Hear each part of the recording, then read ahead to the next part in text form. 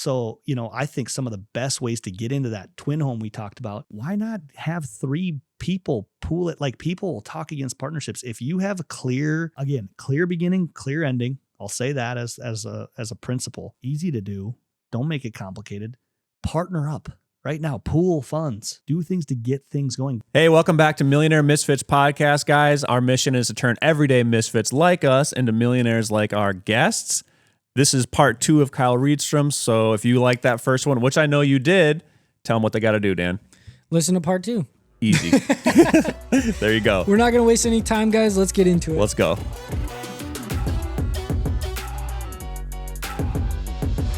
Nobody gets excited about buying a cookie yeah, cutter they house. suck. Yeah, that's what you have. Yeah, That's what Dan has. I live in one right now. But that was her first house. She decided to buy 3% down instead of rent. She lived in it, moved out of it, and now she's rented that. Well, guess what happened? Time took its place. She did that in 2017. Turns out when she bought that, they were renting at like $1,200 a month. I was like, these don't make any sense. People that are buying these investments, you know what she rents that out for now? 2,000 or something? Yes, $2,000. We joke that on paper, her investment makes better percentage than most of my investments on paper, like percentage wise. It's now worth $265,000. That's the most boring investment you can do. Nobody's jumping out of bed like, I'm passionate about my twin home investment. That's not what real estate investing is. Like, that's such a win. That's such a win. Dude, with only 3% down, that's probably like the single best investment you could make. I mean, like, very little risk to capital. And if it's covering itself that whole time, man, going up 90 grand just from doing nothing. And 3% on 175, that's like 12, 10,000, 10,000, 8,000 bucks or something like, I don't even know. And you could probably even get the seller to pay your closing costs. 100%. That's what she did. Yeah. She was like $6,000 into that, right? $6,000. Yeah. Yeah. And then her loan's going down. She had the good interest rate back then. Putting 3% down is going to make your investment look really good. And that's over leveraged. Like, for my safety purposes, that's over leveraged. But a twin home in Fargo, North Dakota, you're probably fine as long as like the rent covers everything. But like, that's about as easy to sell property that you'll ever find, easy to value. Like, there's a million of them, easy to rent, like, it's a high demand product. So like, yeah, that's a stellar investment. And like, I did the 3% down with the house by MSUM. And then eventually I did a refinance and I had 20% equity. So like, I was able to use my FHA again on a 4-plex. Yes. And that 4-plex, I was just writing these numbers out for Dan today. Yeah. But like, I put 3% down, like I put 15 grand down, and I'm like, between cash flow, debt reduction, appreciation, I got 100% ROI every year I owned it until I sold it. And I'm like, where else can you get 100? Like, where can you double your money every year? And I'm like, nowhere. I mean, but that's a high leverage, but it's a pretty safe bet with real estate. And that, I think people pass those things up once you're doing that tactic. So again, if you heard that as a nugget, stop the podcast, go buy a twin home. Absolutely. But yeah, if you could just buy one property, it would be like a 3% down twin home. If it worked out, like, you could do that, and that would set you on a different path in life. Just that alone. And then you wait, right? You bought and wait, and now calculate. Now you're doing something. Now get back into, what do I do next? Like, that's the most fun, is when you're an entrepreneur and you did an action and it's starting to look good, or it's on the shelf, and then you can get back to like strategy session or read the next book. What would it look like if I did 10 more of those? Yes. And you're like, okay, what if I look like if I did one better and then 10 more of that, and then you're just like, all these scenarios. Did she house hack that too? Or no? Oh, so even better. That's like adding fuel to the flame, because like, you're now not paying your mortgage yourself. Yes. Like, you're saving all that money so you could save up faster for the next real estate investment. Yes. So there's our joke, but it's real, man. I think entrepreneurship that's really successful sometimes looks boring. Real estate investing that's really successful looks really boring. It's just, that's not boring when you're sitting on a beach in Hawaii.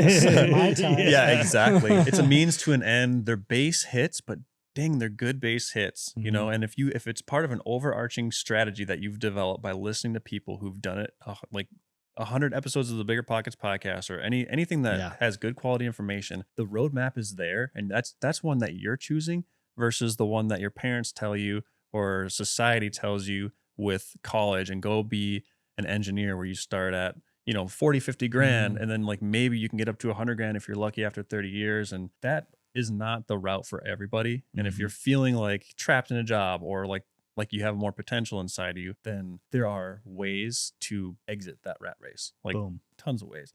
Mm-hmm. But I do want to talk more about the recent stuff you're doing. Like I know you bought that 20 unit. Yep. And if there's any other like cool recent deals that you wanted to give like high level summaries of, like that would be really cool. Yeah. Well, let's get into the details on that 20plex, because that was the biggest thing that we've ever done as a group, and it was scary. So it totally got me. Even now with your experience level, yes, it's still scary. Scary. So in our game plan, we found a 20 unit, and it was the theme of my real estate investing journey, which is overpaying for real estate investments. So Overpaying. Yeah. But I know I have time on my side, right? That's the clincher. So we have a plan to furnish all the units of this 20plex, because we've been playing in this STR space and this MTR space. And so with that plan, we were like, wait, this is all a 20plex with all 1-bedroom units. Most people think, oh, that's not that impressive. Like, I'm not really excited about that. We were like, we know nurses and we know STRs would do pretty well with these smaller units. They all look the same. So we went after it. I think there was like 9 offers.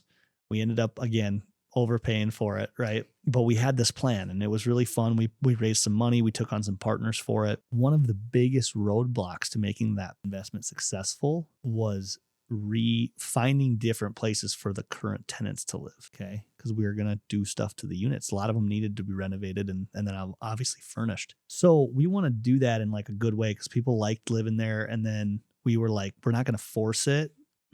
Turns out people were really resourceful. We ended up talking to everybody. We were like, hey, open timeline, but like we do have some plans for this in the future. We ended up getting the whole thing empty in like the first 3 months. Everybody found other places, which actually was really stupid. This is scary.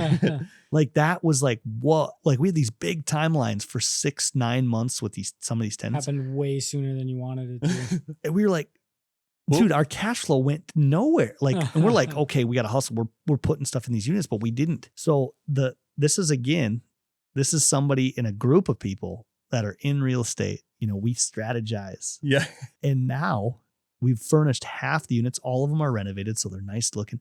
We are now, with the demand of traveling nurses, like we had all this, we're like, we need to get back. So we've actually put some long-term renters back in these units after we got rid of the long-term renters. Oh, gotcha. Talk about a misfit moment. Yeah. Guys, what are we doing? What are we doing? Funny thing is, we bought a 12plex 6 months later downtown Fargo with the same plan, and we knew not to do that strategy. Yeah. Taking lessons, learning lessons. Yeah. But the cool part about that was, we learned from it. We're kind of getting our cash back to where we want it. We still have the same vision for furnishing it all. And then we've got that project right now.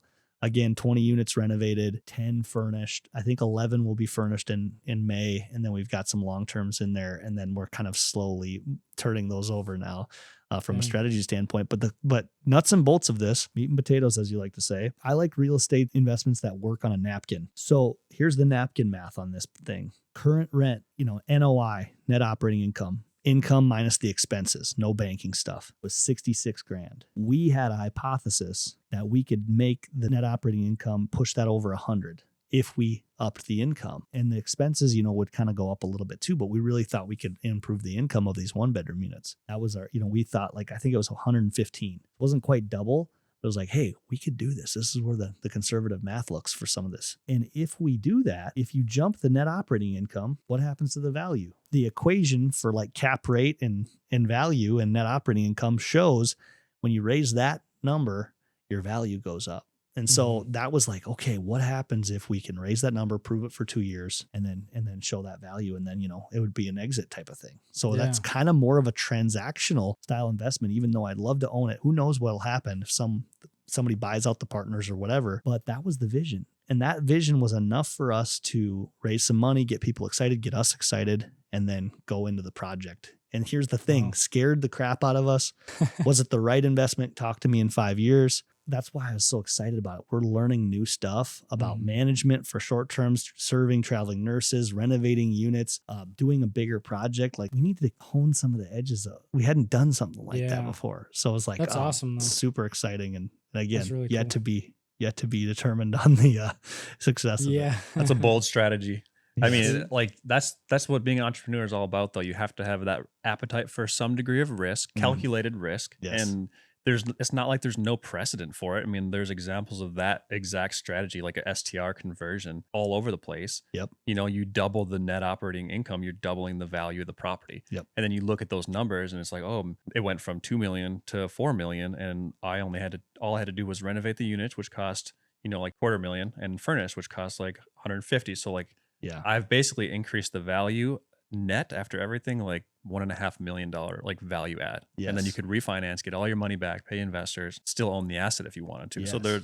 that's a high level Burr method play, Yes. which is pretty badass. Yeah. It's pretty And awesome. scary. And like we kind of penciled it out, right? The numbers is like, well, kind of looks like it could work, And it's Yeah. like in so much of investing that way, Eric just did it really quickly and he's got it, he's done this, he's done the reps, but it's casting the vision. Like, what does it actually look like? He just did it in 30 seconds. That's what the vision is. Mhm. That's what it is. And I was like, yeah, I have some questions. I should know a couple more details, but I get it. Yeah. How do I learn more? Like, let's do it. Yeah. People want that technically what you just said is kind of sexy. Like we did how much, Yeah. like that's like, oh, this gets pretty fun pretty quick. Tons of effort, right? Yeah. We have a management partner as part of that investment. Without that, I think it wouldn't work because the management partner is doing a lot of in-house for the furniture setup, in-house for the unit renovations, in-house for some of the management. It's like there's strategic partnerships there. But man, that's our new horizon. And the cool part about that is we parlayed it in the 12-plex downtown. Always had a dream to own something downtown. Scary. All downtown properties are really scary to me because they're old. Yeah. But we found one that was right. And it's just fun to kind of use some of those skills to maybe show it twice. And here's the cool part. When you get some wins under your belt, I think of everybody that's part of this project. Sometimes you can help somebody with an investment and you can say, yeah, we did that. Even though maybe you didn't take the risk. Maybe you're helping Eric on a flip and you can say, yeah, I was part of a team that flipped a couple houses. I love shared credibility because it's true. It was shared. Yeah. Everybody was in it together. So after we, as a team, everybody that's part of that project can say, check this out. You're telling me we can't do something again and again and again? How fun could the future look if we can prove some concepts on this? So awesome. And you get the skill set of your entire team, not just you. Yes. And the camaraderie and like the expertise and like the man hours. Yes. You can put it all in mastermind and everything. So yeah, I know you're the leader of the Midwest Invest. Yes. So you got your brokerage, and then you have agents underneath that are all out there like crushing it. Like I know Mason. Yep. And Austin. Austin. Yeah. Yep. And you guys are doing all kind of fun stuff. But I mean, you serial entrepreneur. Like every time I look you up, you're doing something new. Like you have like a lot of cool investments going on. You're raising money. Like people know, like, and trust you based off of like 10 plus years of just like high integrity work as a realtor, broker, and your numbers as an investor. And like the engineer brain comes through a lot on the investment side. Some of that. Yeah, exactly. And I mean, you even wrote a book, didn't you? Like back in the day.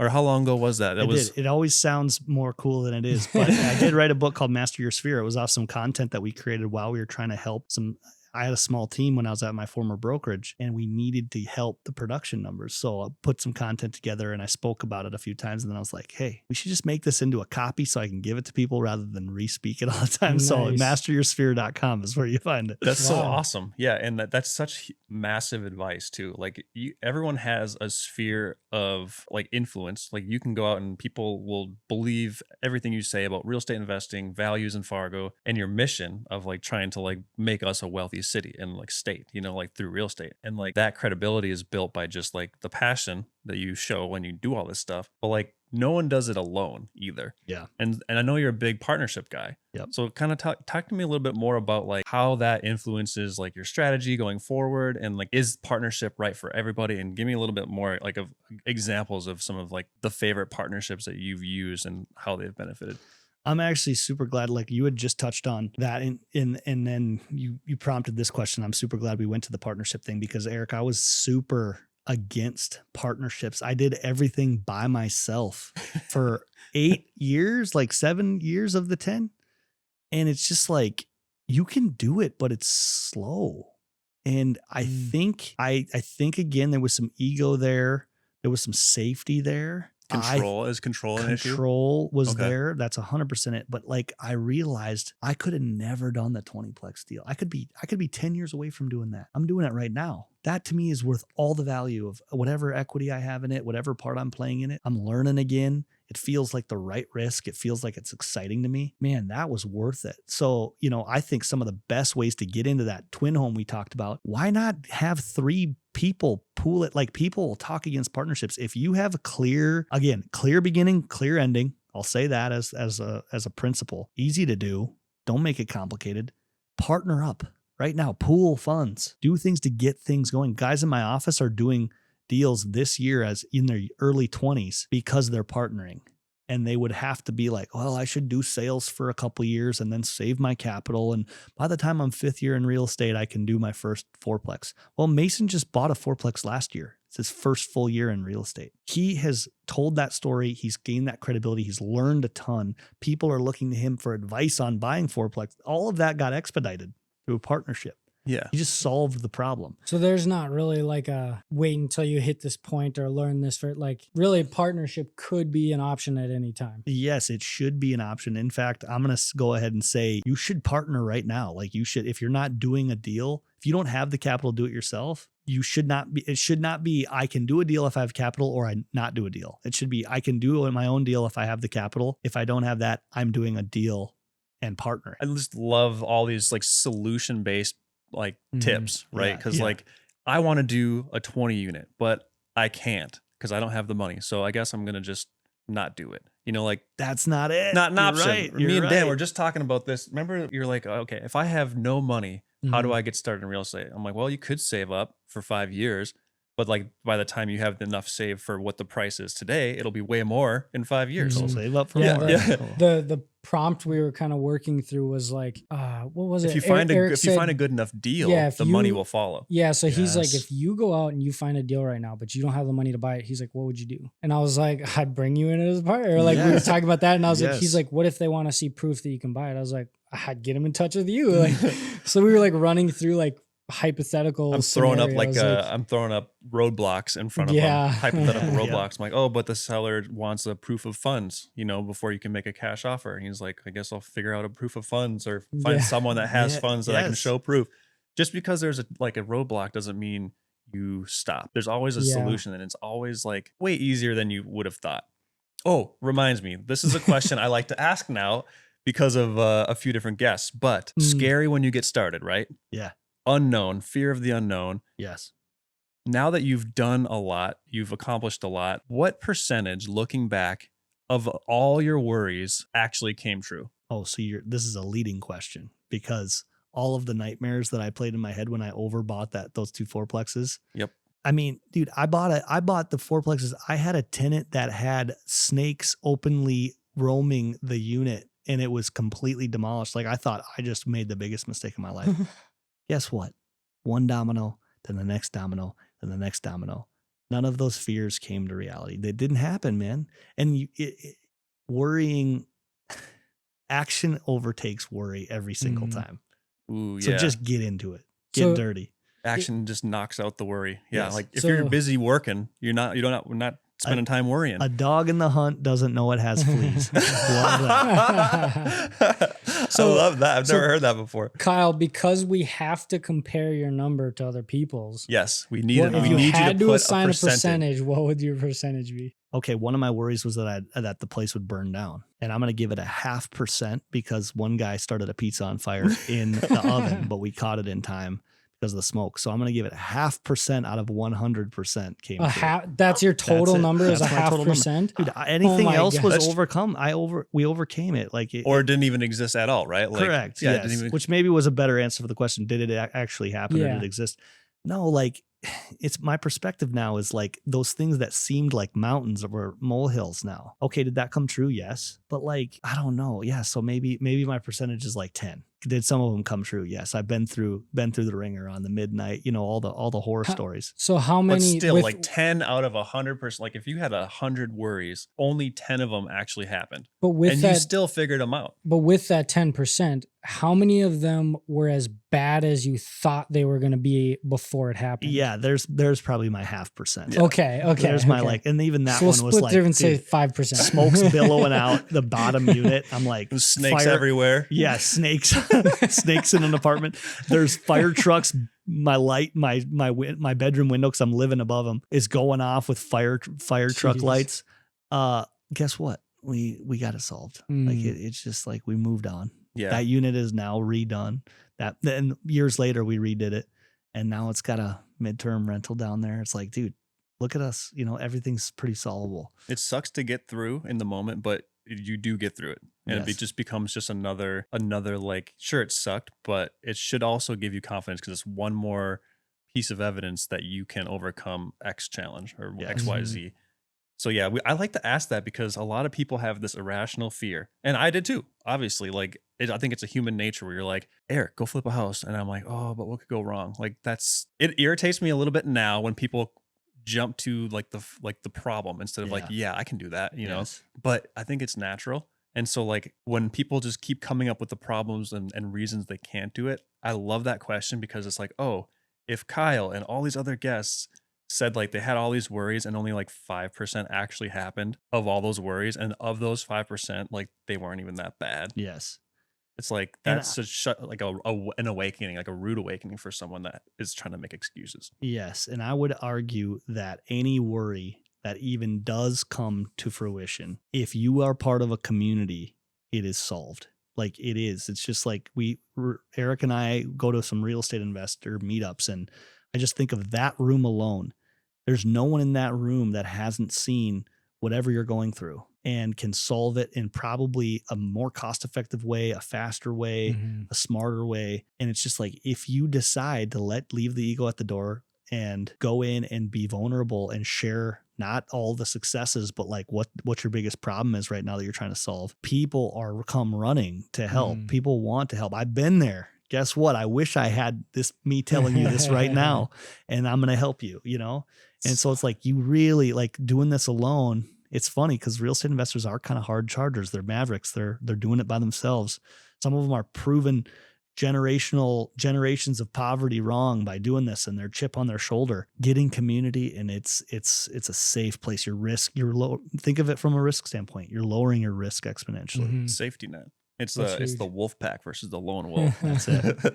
Yeah, that's so awesome. So, that's such a huge, just right there. Like if you can become part of like a community of investors, like meetup groups, or even like online, or just like reading people's stories on Reddit or Facebook or Bigger Pockets website, or all that stuff, is just learn from putting your problems out there and getting feedback. Like, yes, community for anything. You're not on an island, and like with 2 minutes of my time, solve like their problem, help them, give them a tool, some confidence, just to like be like, okay, I got this, and I got anything else like this. Like that's just so huge, like. And why is that? Because people did that for us. Yeah. People constantly gave to me. They gave me tools. They gave me contracts. They gave me lease agreements. They gave me, they looked over things for me. It's like, how could I not? I think the real estate investor community is like a community of pay it forward. Yeah. Because you can't really do it unless somebody sewed into you. You see yourself in that younger guy, and you're like, ooh, I know what that feels like. Let me help you out. Yes. So here's your chance. We'll move into what is like the best piece of advice or something that you would tell somebody that's starting out right now, a newbie, to get them one step closer to where they're trying to get. Like something they could do this week, next week, in a month, the next month. What's your one piece of advice you'd want to give somebody just starting out? We've been ripping on advice and like calling out the people that are getting into this and like not taking action, because that would probably, I fall in that category so many times where I'm encouraging people like shut this off and do something, right? But I think one of the easiest things to do is something within your control. And so sometimes you're like, find a deal. Well, like you kind of can control that. Sometimes you can't, right? What's something you can do that's within your control? Like I love booking a coffee. Like I love going to an event. Like one of the things I really want to highlight is Investor Brew in Fargo. Like we're creating a community. There's some awesome real estate meetup communities. Investor Brew happens once a month. We've got awesome people coming that are real estate focused. We break out into small groups, dive into value, dive into specific questions. How can you be considering real estate investing and not attend that event? Because if I would have attended that event early on, and I did do some of them, it greatly impacted my trajectory. And then the fruits and the follow-up on that. So like, don't be the attendant that comes late, leaves early, doesn't talk to anybody. It's scary. Mm-hmm. Come a little early, stay a little late, book a coffee with somebody. The crazy thing that happens, we were talking a little bit about this before we got on here. If you're listening to this podcast and you're not reaching out to Eric or Dan or me for that matter, especially Kyle, you're not reaching out to one of us. I think that's your prompt. Like do that, reach out. Hey, loved what you said there. Let's talk more about that. Heck yeah. I guarantee you any of us that get asked to coffee say yes. Mm-hmm. Yes, shoot your shot. Yes, when. Yeah, you yes. win. And people think people that do podcasts are unreachable. People think that people that write books, you know how many authors of books, they have an email on the back page and you shoot them an email. Guess what? Like high response rate when I've done that. Mm-hmm. Because they have teams, they have systems, or it's them. And if you wrote a book, wouldn't you want some feedback on that? It's like you're kind of putting yourself out there. You're like, do people like this? Well, I love getting an email saying, hey, loved what you wrote on page 76. I wanted to dive into this. Can you book a call? That's how I got Mike McAllowitz, one of my favorite authors ever, on my podcast, Profit First Guy. Yeah. Nice. He said, yep, let's do it. That's awesome. Oh, wait, you're going to give me... Wait, it was that easy? Like, you're going to give me 60 minutes? Trust me, man. It's crazy. Like people, you know, we got to write a book. No, you don't even have to. You just have to read a book and then reach out to them. Yeah, it's crazy what people are willing to give. You know, like be around the people like-minded. You know, if you have these goals, you want to make something more of yourself or more for your family or like a cause or charity you care about. Like it all starts with that one thing under your control. Like you said, I love that advice. Start with something you can control, and being part of Investor Brew. I mean, I've gone to, I think there's been three. I've been to all three, dude. It's so good. Yeah. It's like the breakout sessions, you're forced to talk. You're forced to introduce yourself and participate, even if you don't want to. I brought my partner to the last one. He's an introvert and he's like, dude, it was fun. He's like, I learned a lot. You just meet and he's like having coffee with Jesse Riley about like some pole barns. That's so great. Right. And it's just like people helping people. It's like there's so many opportunities. You never know who you're going to meet or what could result of it. So like, when you said focus on something that you can control, go be around other people, or you never know what could happen. And that one step could lead to 20 more steps down the road. Yes. One of my favorite questions to ask entrepreneurs or highlight, like if I run into someone like that, like you run into someone famous or like somebody you don't know what to say and everybody wants to say like, oh my gosh, you're so awesome. Like it's like, no, I want to ask like, who's the one person that you met that changed everything? And if you get that story, what you normally hear is, yeah, I was doing this thing and I saw that speaker and I decided to hang around and just introduce the rest of the story comes. All because like that person just made that extra, like they were drawn in and they went for it. Yeah. And it's like, how can you not take that step if you're hearing that it's all two people interacting and this person gave this opportunity, and, you know, people that have gone the path already are so ready for that person that's going to follow that same path. I love the lie in my head for the longest time as a real estate investor was everybody's looking for deals. Everybody's hustling. How could I ever compete? Well, it turns out there's a really healthy mix of people that just have money and they want to give money to that person to go do and find deals. And as the person that didn't have money, it's like, oh, where do I find that person? They got to be like, only lucky people have like a rich uncle or something like that. It's like, dude, I know now so many people that want to passively invest and give someone $100,000 to go do something. If they can present it well, if they can cast vision, if they can show me the game plan, if I can see credibility, which a lot of people want credibility. How do you find credibility? Are you on social media? Are you documenting what you're up to? And not even what you're up to. Are you documenting what you're doing in your life? I know it sounds weird and like, oh, I want to post where I'm going. But if I see Eric and his wife having fun, I like that. I like him. I trust him. If I had money and Eric's had a really good deal, I would not probably look into the numbers as much as I see like his relationship and how he treats other people. And then I would be like, that's why I'm giving him my money. The only way I know that, I don't know that by hanging out with him and his wife. I just know that through perception because of this crazy world we live in with social media. Yeah. So it's like, some people have no social media presence and they want to create, and we're talking a lot about connection here, guys. It's like you're branding yourself. And if that's a crazy part. Maybe that's the thing. Maybe that's one thing. I think there's a lot of people that don't feel like it's worth it to document their story on things like social media. And it is kind of crazy because I was that person for a while. And since putting myself out there and sharing some of the things I'm passionate about, sharing some of the funny things I see, sharing some of the cool work things that I do or the vacations I go on, not as a highlight, but as like this was a really valuable experience, that's created trust and perception for me to lead into deeper relationship with people. Yeah. Cool. You can build a relationship with people that you don't have to like put all that time into necessarily. Like when you post on social media, you are saying like, this is who I am, this is what I'm about, and this is where I'm going.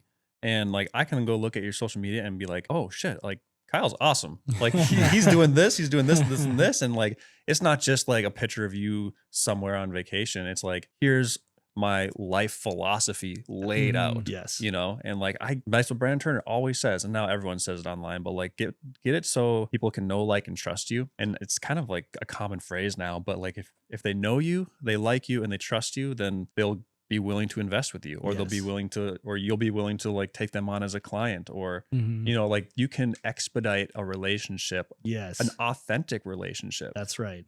Cause then they definitely will grab coffee with you. Sometimes that's the scariest thing when I got into real estate. Why would anybody want to grab coffee with me? Nobody knows who I am. Once I started to they could go on and search me essentially, because that's what we do. What do we do when we go to a hotel? We look at the reviews and whatever. Yeah. It's like my reviews. So like that's probably the biggest hurdle of people getting into it. I think of Max I brought along today. Like he's just Shout out Max. She's just getting into real estate.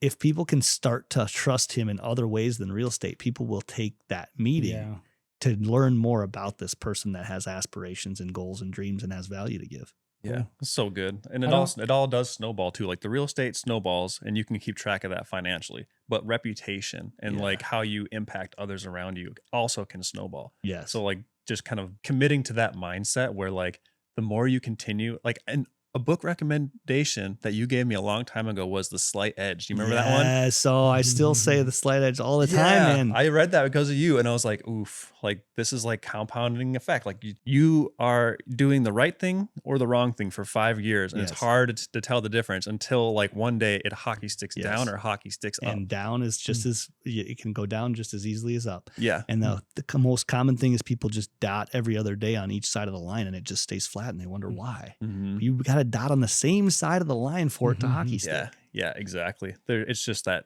continuing to do the right things over and over and over and over for a year, you might not see the result, but like at the end of year 2, it might just explode. Yeah. But like convincing yourself, because it's the truth, that like if you just keep doing the right stuff over and over and over for long enough, like you will have good success. Yes. But it's just hard in the short term, So true. So this is like a kind of our little segment at the end. Yeah. But if you had to say one moment where we call it the misfit moment, where you felt like overwhelmed, in over your head, or like the classic like imposter syndrome. Give us a good example of maybe towards the beginning of your journey, like what that felt like and what happened. Yeah. So here's my story. I'm going to name this Don't Be What You're Not, because when I bought those 2 fourplexes that I mentioned, snake apartment, pizza snake oven, pit. snake pit. I did this thing where I was like, again, I created a brand for my company. I made a big official name. I had the brand logo, and I created a letterhead. And then I posted that piece of paper on everyone's door when I bought the place. And it was like this big official, very professional written document. Really, there was a 24-year-old kid buying your apartment complex. So, and I'm planning on living there. So, like I'm about to move in and be neighbors with everybody. So I made the mistake of thinking they were tenants, not people. You are working in the people business, whether in any industry. That's the same with real estate investing. So treat people well, love people well. And I just did this corporatized letter on everybody's door. What happened? Hysteria happened. Everybody's like, there's a big bank or company are they from here? They're buying on, are we all moving? I think we need to find a place to live. Some big company bought our buildings, and like everybody was freaking out because I created all this uncertainty and scarcity with all these people when nothing was actually changing. And I had to just, and until I went and sat in every single living room in all 8 units and connected with people and said like, hey, that was me. I'm not like a big company. I don't know what I'm doing. I really want this to work. So like whatever you need, please don't move. Here's my cell phone. Yeah. Until I did that, everybody calmed down. And so it's like, Yeah. why did I try to create such a crazy perception? I don't know, but it definitely made me feel like a misfit in that moment. I felt like I didn't know what I was doing already, and I created more chaos on top of it. Little did, and let alone I didn't even know how to manage these people or if they were going to stay, pay their rent. Cause now I had this imposter syndrome of how could, what if they take advantage of me? And really what they needed to know was that I wanted to respect them, and I wanted respect in return if I was able to, if I was able to show that. And I ended up becoming really close with a lot of them. Nice. So yeah, That's awesome. It can be overwhelming, that first like foray into managing, especially self-managing. And inheriting tenants was like, I just didn't know. So if anybody's ever inheriting tenants, sometimes you think like, oh, I can just buy this and like get rid of everyone. Like with the 20plex I mentioned, like that's not how we went about that. We went and met everybody, and we listened to them, asked questions before we were like, this is the policy, this is what's happening. That's where management, we know the reputation goes south with management companies that do that. So yeah. Cool. That's so awesome. So what about the flip side now? You're kind of opposite. I'm really proud of what I've done. I hit this goal. I made it moment, whatever you want to call it, your millionaire moment. Yeah. What's your millionaire moment? My millionaire moment. I bought a 4plex, right? No, I'm just kidding. So I would say this. I think there's another book, not a surprise that you get book recommendations on a podcast. Oh, we'll ask for those too. 10X is easier than 2X was a scary book for me to read. Okay. By Dan Sullivan. You haven't read it, don't wait to read it like I did, because I was scared, because I was thinking it was going to change how I thought, and it was going to challenge everything I was doing that's 2X thinking instead of 10X thinking. I like to think like, oh, we're doing good, but we're thinking a lot of 2X, not 10X. And I read that book, and it forced me to do what's called focus day in that book. And he says how really what we do as entrepreneurs and investors is we just kind of run around and react to things all the time, and we think we're busy, but only the biggest good things happen when you're focused and you're doing the activities that actually create result, that are in your genius, and then you're doing them like for a long period of time without distraction. Hard to do, of course. When it's hard to do, that means I probably should do it. Yep. So I actually had a really cool millionaire moment this last summer when I decided to block off an entire day from like 5 a.m. to however long I prep my family. It's like, I'm going to be at the office as long as it takes for me to create result that day, because I'm working for them. I'm working for my team. And in that day, the details of that day, I'll summarize some of the details, but I made a really cool plan. I got there really early, no distraction. I made I had to think and journal what actually would create results, what creates results with my expertise, with my positioning right now as an agent or an investor. So that was a great inventory to take. Like, what do I actually have that I can do that creates results today? And what happened from that, I think there was, from that day alone, I got $1 million listing. That was not supposed to be my listing. It was a sign call, and I did, it was like just an ambitious move. I got a listing that was sold for $1 million. Dang. I got a condo listing that was not $1 million, but it led to 3 other sales. That was a door knock that I ended up doing that day. I found an off-market 4plex that who ended up buying? One of the agents in my office, Mason, ended up buying. I found that deal. Dang. And he said yes to it. So the credit goes to him. But like that came from a focus day from the guy over here, right? And there was a few other, I think there was one other thing that happened that day. This is all in the same day. All in the same day. All of the seeds that happened from that day, all of that came later, right? It all got set it into motion. Yes, all that motion happened because of that day happened because of a focus period. And that's when I realized, like, when you are the best at your craft, like if you're Tiger Woods, which is like an old reference, but let's call it Scotty Scheffler. He's awesome at golf. He makes everything happen in 4 days at the Masters every spring when he's in complete focus mode and he's winning the biggest stage, right? Everything else is prep for that or other golf tournaments, right? That's when he makes it happen. He's focused. He's not taking calls on the golf course. He's not answering emails. He's not having conversations with all of his network. He's like locked in, and he has his skill that he's best at, and he goes and does it the highest level, tweaks and does it. And then he stops and then he rests and he preps again and he spends time with family. And then he goes and does it again and he focuses. It's like we can take a lesson from these people. And as we're in the business world, so it sounds like we're supposed to wake up and like cram everything into one day, 5 days a week. And then on the weekends, we're supposed to take it off. And then like, we're supposed to kind of like do rest, prep, and focus all in one day, every day. That doesn't make any sense. I think we got to rethink this. Yeah. Dan Sullivan takes 180 days of rest a year. Oh. He takes close to 130 to 145 days of prep a year. And then he has like 45 days of focus in his business, 10X's with less 45 days. Wow. That's how much he like works. That's his work. Dang. 45. You want to work 45 days a year? Yeah. Heck yeah. But if it's focus, you see like how it's like crazy concentrated. Mm-hmm. And it's like and you look around and nobody's doing that. Nobody's doing that. It's not how the world teaches us to do anything. Well, some people are like the high performers you see all over. I think they're doing it. Yeah. You know, in a certain sense, they're having their version of it. So kinda like crack the human psyche a little bit. I know like Bill Gates will like go away for like 2 weeks every year just to think. Yeah. I think I heard that somewhere. Yeah. That's a version of that. Like that's like, think if you were forced yourself to do it, it'd be unbelievably uncomfortable. You would get so frustrated, but then day 6 would hit and you'd be like, we've been doing it all wrong. Right. You'd have that, you know, that moment. Yeah. No distractions, nothing. Yeah. That was a millionaire moment. I'll pick that one out. So talking about that book, that's actually a good kind of segue into, you know, what sort of books or podcasts or even like, you know, social media content have you seen or would you recommend to other people to kind of help them in their journey, or, you know, even if they're already kind of along in their journey, or if they're just starting out, like what content would you recommend to other people? Yeah. So I want to do a quick book review. What did we mention here? We did the Rich Dad call out. Poor Dad. We did the Slight Edge call out. I heard that come out. Yep. 10X is here than 2X. Now, here's the funny part about us saying these books. My obsession rule still remains. You shouldn't listen to this podcast and go and read all these books if they're not applicable to your current obsession, in my opinion, right? If you're listening to this podcast, you might be obsessed with like growing your net worth or learning entrepreneurship or real estate investing. Like go down those paths.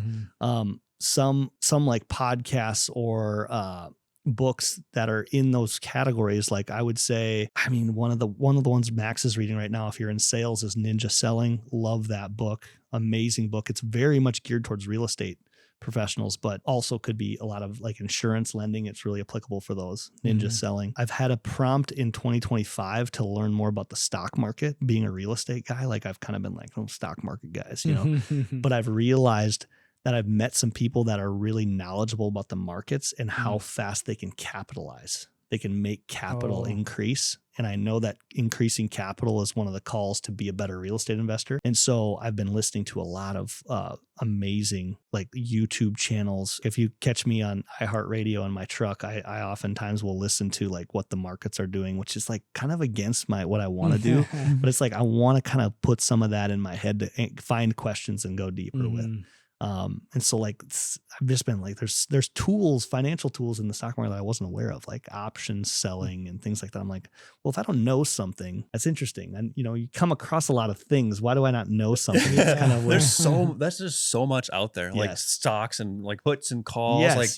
Brian Toolbusky was doing that for a while, or he was telling me about it. I'm like, I can't even like hear about that. Otherwise, I'm gonna like want to obsess about That's it. That's where I'm like, at. Don't even talk to me and about again, stocks. if you want to take a tangent, you can go down that path, but you have to be careful. Otherwise, it turns into a distraction, right? But it's like interesting to take inventory of some things I don't know about. That's kind of more of like a precipice. Yeah. Should I explore it or not? But I do know the prompt for me is like, how do you create capital at a higher rate? So some of that, and I think, you know, with where the markets can go in the next 4 years with all the political environment, it's like, is the timing right? I don't know if that answer is true. Yeah. Last couple of weeks, it doesn't look like it's been that way, but it's like, maybe it's, you know, who knows where it goes. But so before we go too far down that rabbit hole. Yes, true that. So to reel that back just a little bit, are there any other like podcasts or anything that you've like really enjoyed that you think would help people, or? Yes.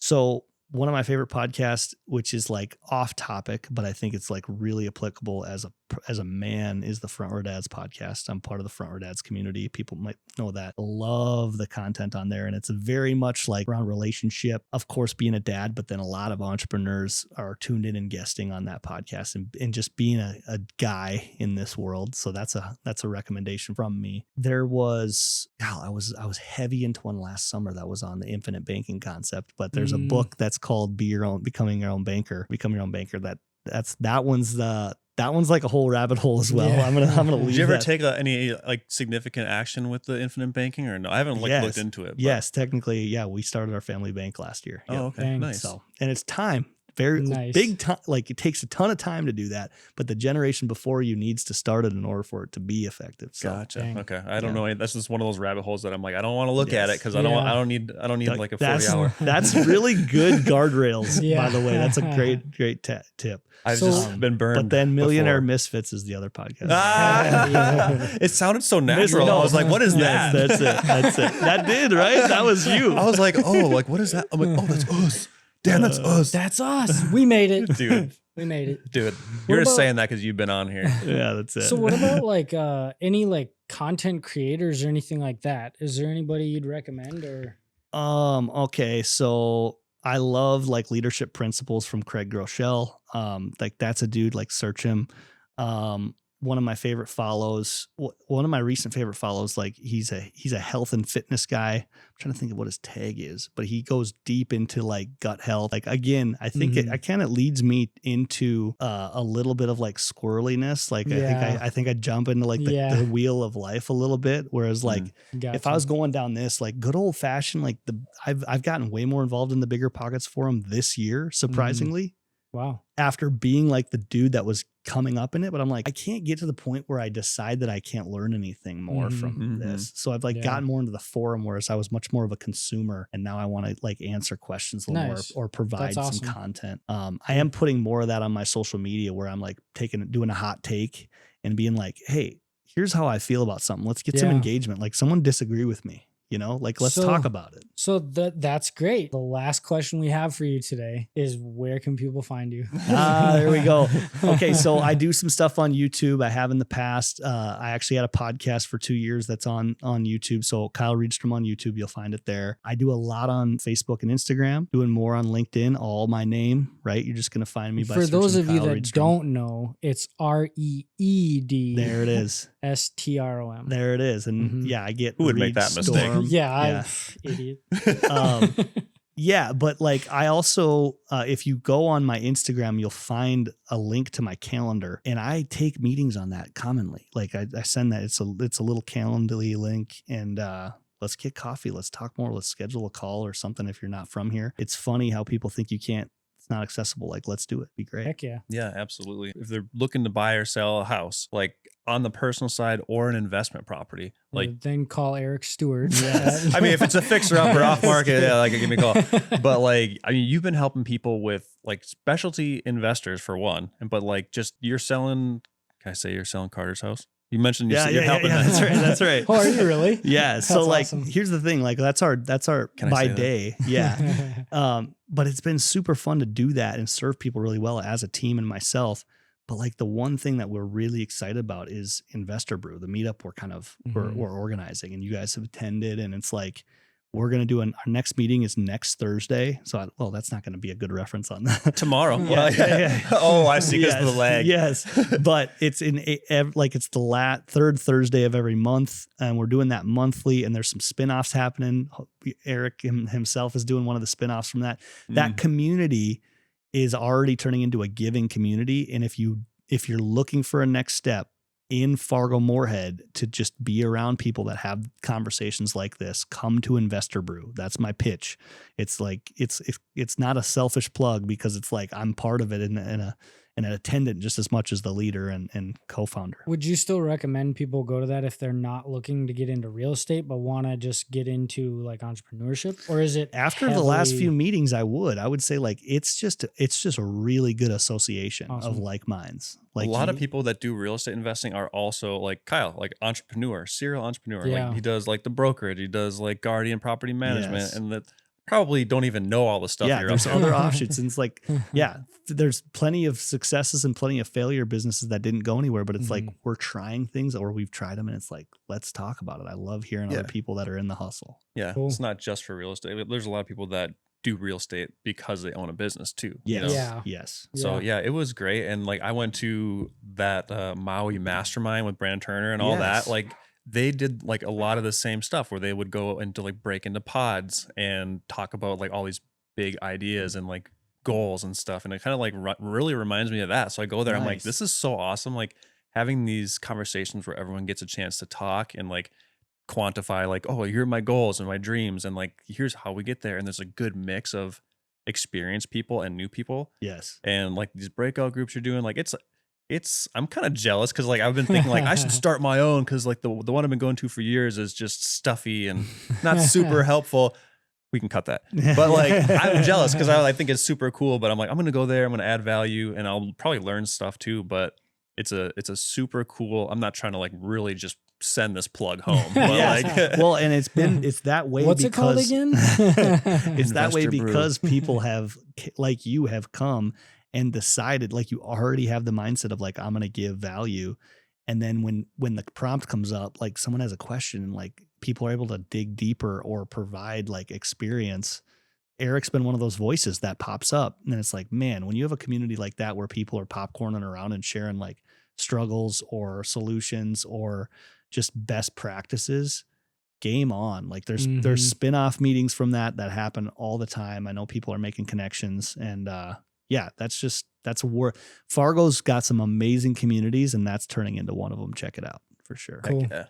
Well, this has been awesome. This was a great episode. We could be here honestly. for This another was- couple yeah, hours, yeah. but we are probably like you're way late for over dinner, on time. probably. Yeah. But Dude. no, this was an awesome episode. Awesome to have you, Kyle. Tons of great knowledge in there and nuggets. It's gonna lot to think about in those 10-minute sessions when you're listening to this episode. That's right. Yeah, There a lot of it is. action to take. Yeah. Good way to bring it back, Dan. Yeah, Yeah, thanks for having me, so- guys. This is awesome. I think Been a how you're blast. doing it, like the brand and everything. I hope people are checking it out. And if you're listening, don't make it a one-time thing, right? Keep Heck listening to no. the other episodes. So, Yeah, exactly. Yeah. Take action, listen. Take action, listen. Mhm. Get it. You know, like that'd be my challenge to any listener right now is like the action. If you made it this far, the action you have to take now because you didn't stop it at any point. Like there's so many points you could have Yep. stopped and taken action, but if you made it this far, like hit up Kyle for a coffee or a Zoom Yes. call or something Yep. like that. That's what your new job is. Like that's the assignment. Yeah, Yep. You can't. Love You it. have to do it. Yep. Leaving with And, homework. and Yeah. if you haven't shut this off yet, turn it off after I say my next couple sentences. Thanks for joining us for another episode. We can't wait to see you guys again next time. It's been a blast. Thanks for coming Thanks on, for Kyle. having me, guys. Kyle Go- Reedstrom. Yes. Turn it off. Go take action on everything you just listened to. All right. Thanks, We'll see guys. you next time. Cheers. See you.